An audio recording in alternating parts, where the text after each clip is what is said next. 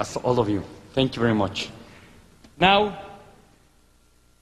ustedes lo conocen, el autor de Evolution of God. Él está en contra de todos.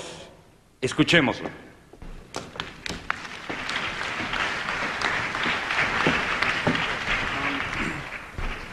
Buenos días.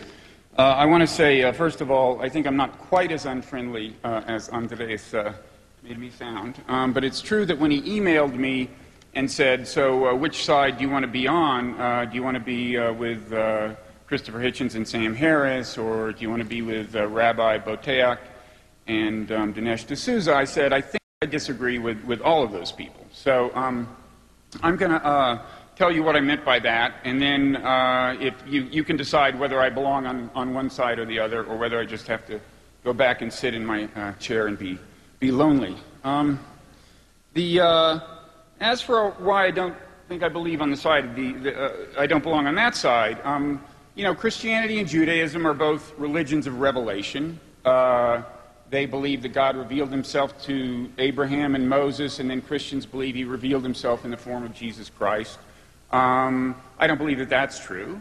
And more broadly, the way I think of the universe is as a giant machine, as a materialist system that runs in accordance with the laws of science. And I don't see anything around me that can't, in principle, be explained by the laws of science. So I don't assume the existence of a God that intervenes in history.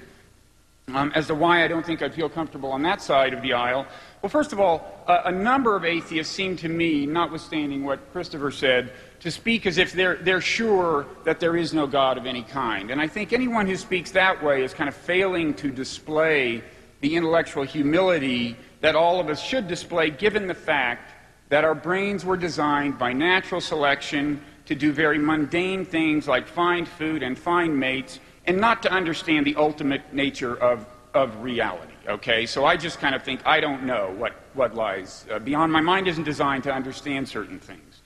But and I must say I disagree with the so-called new atheists, a label that's been applied to all three of these people. I think because they argue that they are said to argue that religion is bad and should be expunged from the earth. I think religion is not intrinsically bad. On balance, has been good. I have no desire to talk them out of their faith.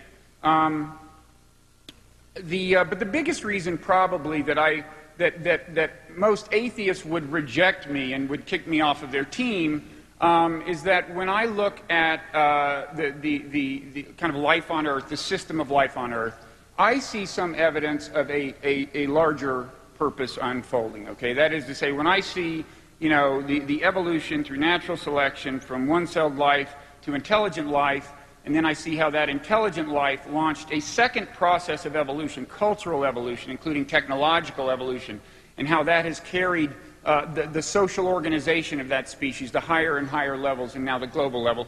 I think there is, in various ways, evidence of some purpose unfolding. Now, as I said, I view the system of life as a machine, but machines can have purpose. Airplanes are machines, their purpose is to fly.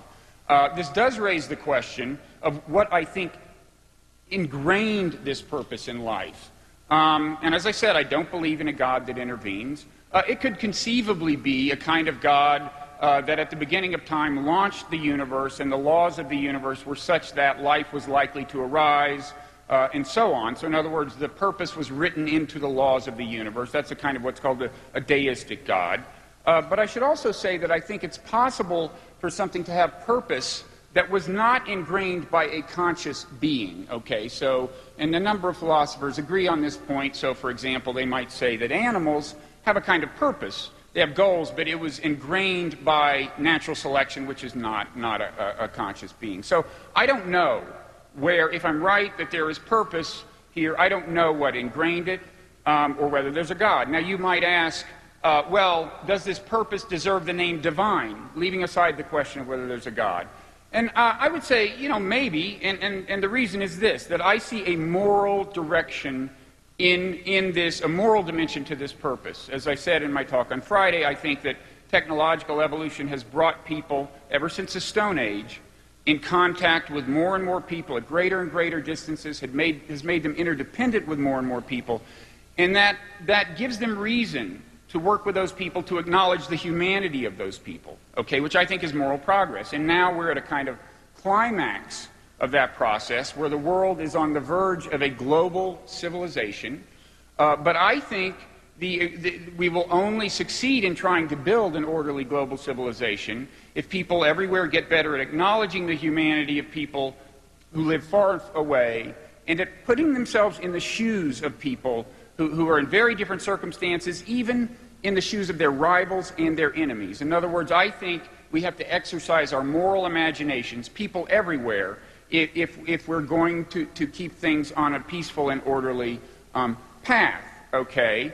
So you might say, I mean, to put it in mildly biblical terms, you might say that I think the salvation of the world in the kind of Hebrew Bible sense, the Old Testament sense of salvation, the preservation of a healthy society, depends on moral progress, on continued moral progress. And I think maybe you could call that, if that reflects a purpose, as I think it may well, you could call that divine, if you want to. In any event, I'd say that this worldview of mine, even though I don't associate with this purpose necessarily with a God, it helps me orient my moral life, even my spiritual life. And so it does for me some of the things that religion does for people. William James, the American psychologist and philosopher, said that religious belief is the belief that there is an unseen order and that your supreme interest lies in harmoniously adjusting yourself to that order. Well, in that sense, maybe I'm religious, and maybe I belong on that side of the aisle. I don't know, although I have to say the book of mine that Andres mentioned, The Evolution of God, was reviewed recently by Dinesh in Christianity Today, and Dinesh, if I'm on your team, you've got a funny way of showing it, I've got to say. At the same time, it's been denounced by atheists at least as vehemently, so including some who are here. In fact, my friend Dan Dennett, I recently wrote an essay in the New York Times arguing that at least a certain kind of religion is compatible with science, and Dan wrote a letter very critical of that to the New York Times, which, unfortunately, the New York Times did publish.